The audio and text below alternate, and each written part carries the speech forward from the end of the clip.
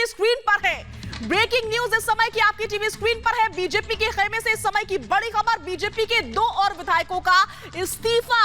इस समय की बड़ी खबर, विधायक ब्रजेश प्रजापति का इस्तीफा, ये जानकारी मिल रही है। बीजेपी के दो और विधायकों का इस्तीफा, इस समय की बड़ी जानकारी। और ये कॉपी इस्तीफे की हम अपने दर्शकों को दिखा रहे हैं। एक के बाद एक इस्तीफों का सिलसिला शुरू हो चुका है, लेकिन बीजेपी क्या करेगी, बीजेपी क्या करने वाली है, ये बड़ा सवाल जस का तस बना हुआ है। बीजेपी की रणनीति रही है कि वो जाने वालों को रोकती नहीं है, वो चुनौती देती है। लेकिन इस बार कैसे चुनौती दी जाएगी, क्योंकि एक के बाद एक 2 से 3 इस्तीफे बताए जा रहे हैं जो कि हो रहे हैं। इस बीच की आपकी टीवी स्क्रीन पर एक और इस्तीफा हम आपको दिखा रहे हैं।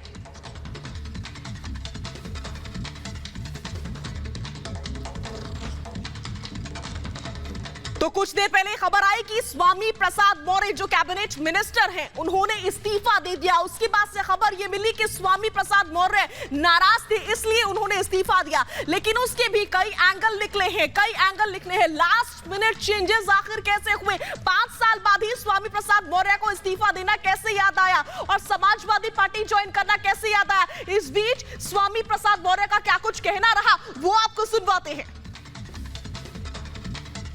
क्या वजह रही इसके पीछे? जब बीजेपी लगातार 5 साल उत्तर प्रदेश के लोगों को झटका दिया है, तो मैंने अगर एक दिन के लिए झटका दिया है तो इसको बीजेपी के लोगों को एहसास करना चाहिए। टिकट पर कोई बात ही नहीं हुई तो नाराजगी का कहीं प्रश्न नहीं उठता। अब आगे आप क्या फैसला लेंगे? 2 दिन तक इंतजार करिए। खबर ये भी है कि कई लोग आपके साथ और भी पार्टी छोड़ेंगे। हो सकता है, जो भी छोड़ेगा उसका मैं स्वागत करता हूँ। अखिलेश जी ने ट्वीट किया है, आपका स्वागत किया है ससम्मान। इस ट्वीट पर क्या कहेंगे आप? अखिलेश देता हूँ।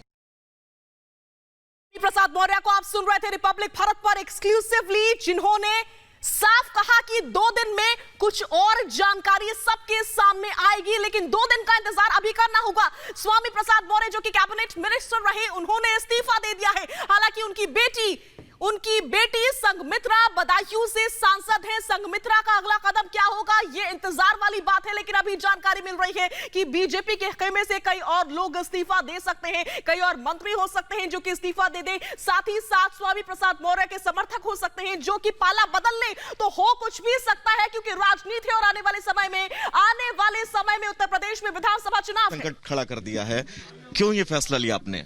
जब भारतीय जनता पार्टी की सरकार ने पूरे उत्तर प्रदेश में संकट खड़ा कर दिया था, उस समय उनको चिंता करनी चाहिए थी। आज तो मैंने इनके किराए का नतीजा भुगतने के लिए इस्तीफा देकर के अलार्म बजाया है। अगला सवाल सर बिल्कुल सीधा रहेगा, क्या आपने सपा ज्वाइन कर ली है? हमारा अगला निर्णय क्या होगा, 2 दिन बाद आपको पता लगेगा। अखिलेश यादव जी ने ट्वीट करके कहा है ससम्मान स्वागत है, आपके साथ पोस्ट भी की है उन्होंने। ट्वीट के लिए मैं धन्यवाद देता हूं, और कोई भी सज्जन अगर इस तरीके से ट्वीट करके मेरा स्वागत करते हैं तो मैं उनको भी बधाई दूंगा। 2 दिन का वक्त क्यों?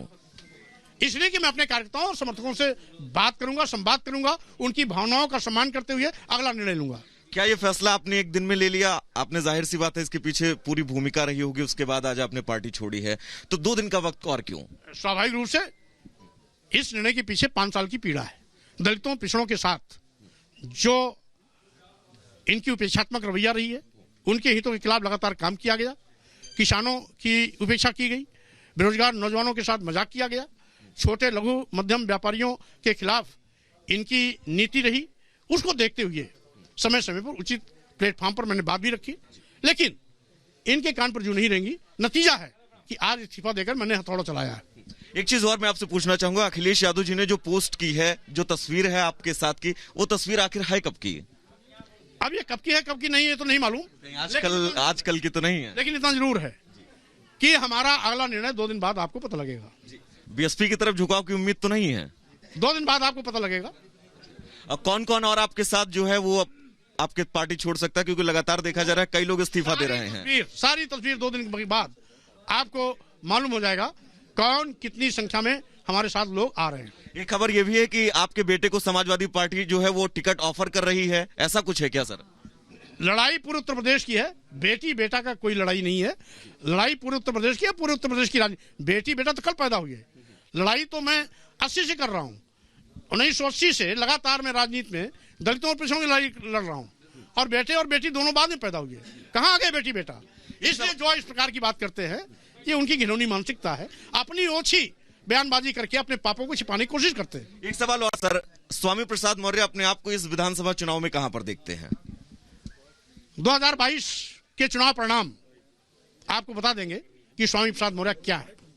तूफान लाने वाले हैं सर, बिल्कुल मतलब।